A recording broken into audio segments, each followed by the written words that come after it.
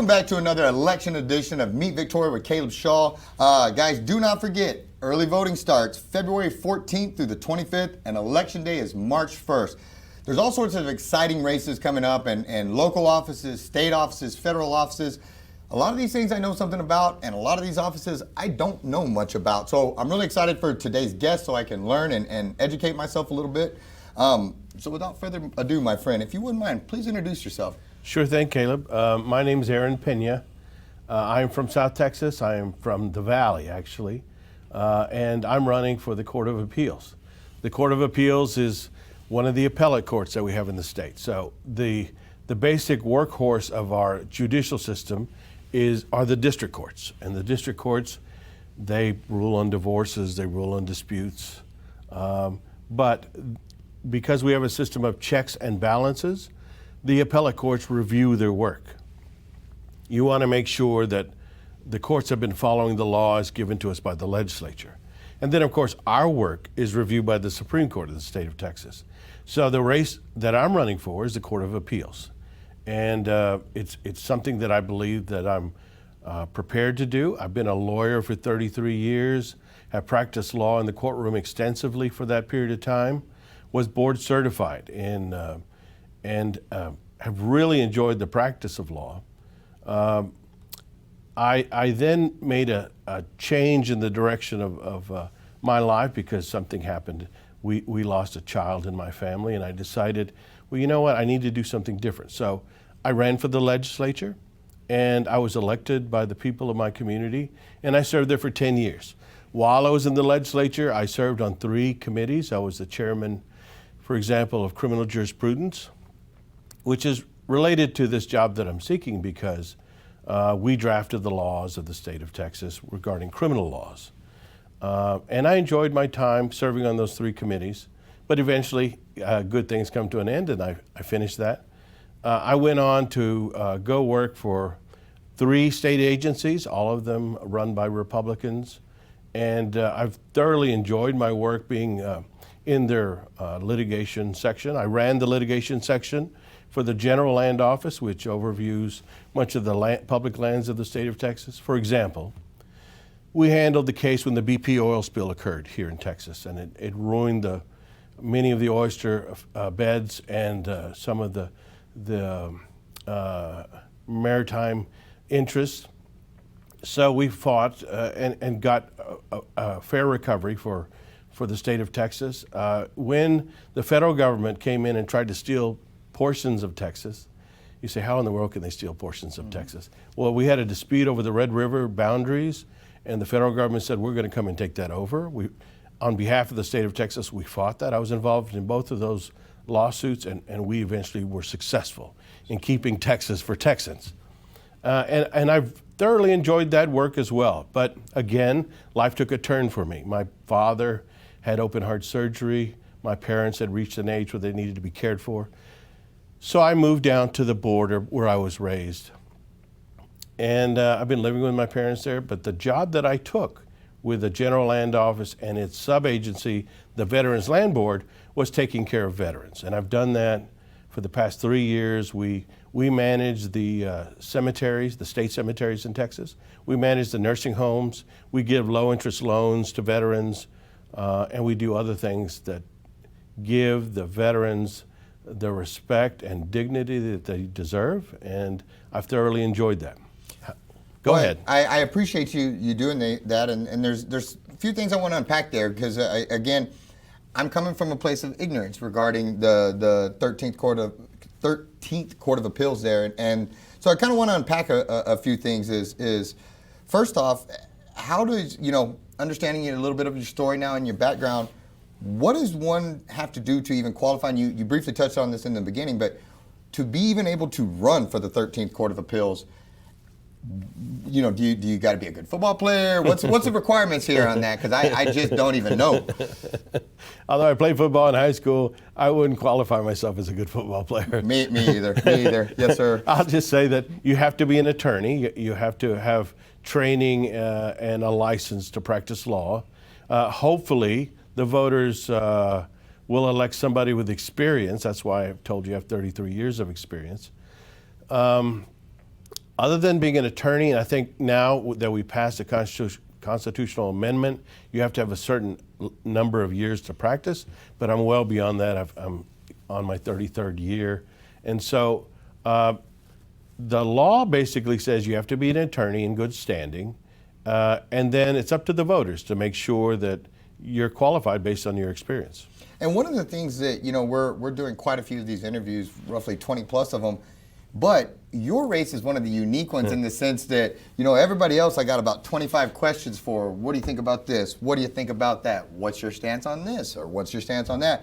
You guys are a little bit different in the sense that I can't get into the nitty gritty with you guys, because if you lay out all your opinions and how you feel about everything, and then one of those cases or something along one of those items goes to court, you can't talk about, or you have to recuse yourself. That's right. And can you explain a little bit of how that works and the challenges campaigning that presents to you as a candidate? Well, as a candidate for judicial office, we are guided by a code of judicial ethics, a separate set of ethics above what lawyers have, the ethical rules that lawyers have to follow.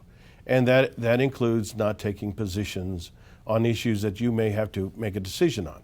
It's not fair if I say, this is what I'm for, and then a case comes before me and I've not heard the evidence. So we are prohibited from talking about issues. I can talk about my past. So yes. I served in the legislature, and so I can tell you that I've been a strong proponent of the Second Amendment. I can tell you that I've received accolades and recognitions from different organizations for my positions involving the judicial system, being recognized for being pro-business, being recognized for being pro-life, being recognized for a number of other things that I can talk about, because those things happened in the past. But when it comes to the future, if you were to ask me, what do you think about this subject that's now in the newspapers? I really shouldn't answer, because it'll get me kicked off the case and it violates our code of ethics. Yes, sir. So when you guys, again, coming from a place of ignorance, and you touched on this in the beginning, but let's say a case comes to you and comes to you win the nomination, you win the seat, and a case comes to the 13th Court of Appeals. What role does your verdict, when you rule one way or another, how is that implemented, and what weight does it carry, outside of that courtroom? Yeah, most of the time it ends up, because of the structure of our judicial system, being the decision that makes the final decision. Yes, there is another appellate court above us, but they don't take every case. When cases are appealed to the Court of Appeals from the district court level, they are reviewed by the Court of Appeals. But the Supreme Court does not have to necessarily take a case beyond that. They will review it, and they'll decide whether or not it's meritorious of making a decision to impart a statewide position on an issue. So when you appeal something from the district court and goes to the Court of Appeals, for the most part, that's where it ends up. Now, we have 6 justices on the court, and so no one judge makes a decision. Most of the hearings involving a case involve a 3-judge panel. That means 3 people of the 6 that are chosen randomly, and that's why it's important in this election that we have somebody with a conservative perspective, because this court has been ruled by Democrats from its inception, but last cycle we got 2 Republicans elected, 2 conservatives, and if we win one more, the balance of power is equal. And so this court, which happens to be the most overturned court of the appellate courts in the state of Texas, will then have a position that is fair and balanced, to use a coin of phrase. Yes, sir. And so it is my hope that we restore balance to the court philosophically, and that we have a reading that's in line with the philosophy of the state of Texas, the legislature, and the Supreme Court. I didn't even know it was a panel, so I'm just learning all sorts of things today. When you say that, that the Supreme Court doesn't always have to take up, every decision, are you referring to a Texas Supreme Court or the federal Supreme Court? The Texas Supreme Court. Now, the same is true for the federal Supreme Court. They don't have to take up every decision.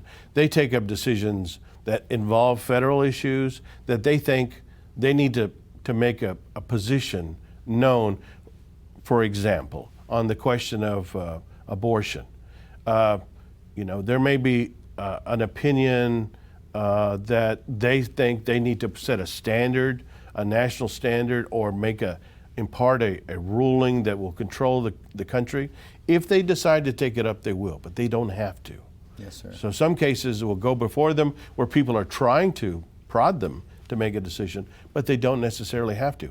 They decide, the panel decides whether or not they should do it, and they vote amongst themselves. That's why in this court, when you have a panel of 6 justices, you want to make sure that you have a balanced approach, and it's not all one way or the highway, that you have a chance. Every philosophical position can be reviewed, and that's my hope, is that we can have this court have a balanced perspective that reflects the values of South Texas, which is basically conservative.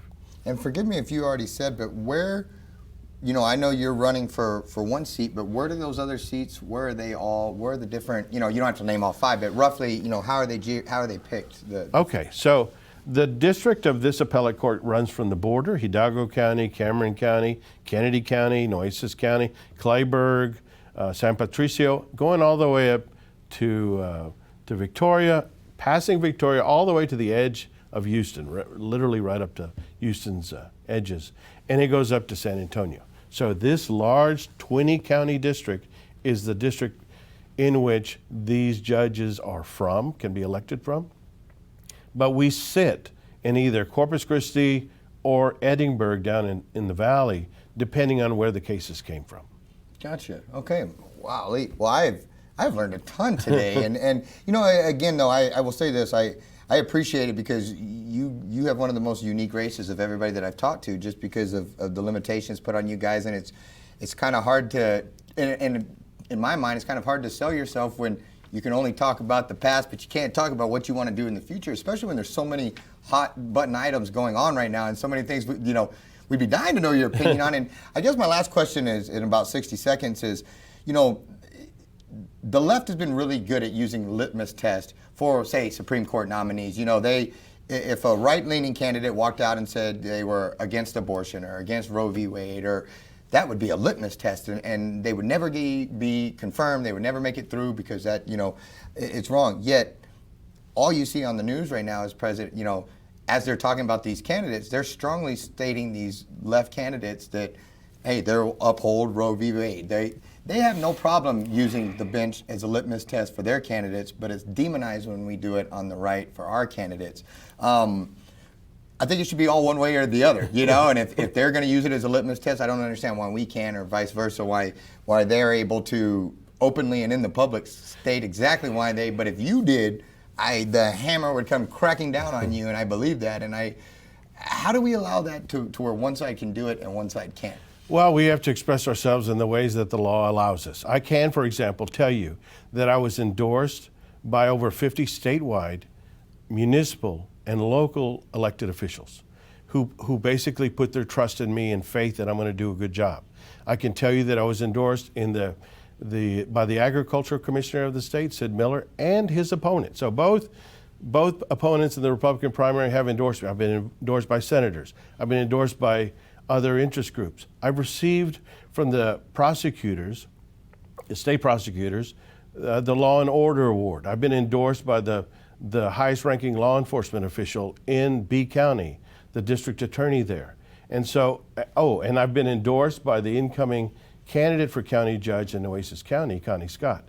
So endorsements can speak for us in the sense that these people represent a certain philosophy and a position. So when I tell you that I have the endorsement of all these people I mentioned are all conservative Republicans, then that speaks to the citizens who ultimately give the final endorsement to whoever wins. And I'm hoping, and that's why I'm here in Victoria, so I can reach out to the people in Victoria and tell you, my name's Aaron Pena, I'm running for office.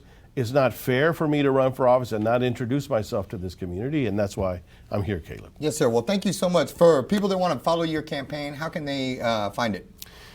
You can go to the traditional website of aaronpena.com, AARONPENA.com, or you can go to Facebook, where I have a personal page. I have a campaign page, and I'm on Instagram, and I'm on Twitter, and all the other social media. All of the above. Yeah. Yes, sir. So you can find me, and I make myself available to the public. And I'm here actually in your community all the time, not only because of my job talking to veterans and working with your veteran service officers, but also because I have to campaign for office. So I'm around. Caleb, you want me to come back? I'll be glad to come back. Well, thank you so much, and again, thank you to your family as well, because this is always an intrusion into your personal life. It's an intrusion of your time, and so I thank you to you and all the candidates that toss their hat in the ring and are willing to run for office. Thank you so much for your time, my friend. Thank you, And Caleb. so, guys, thank you so much for tuning in. Again, remember, early voting is February 14th through the 25th, and Election Day is March 1st, and we are powered by ThriveFuel Digital Marketing. Thanks so much for tuning in. We'll see you at the next one.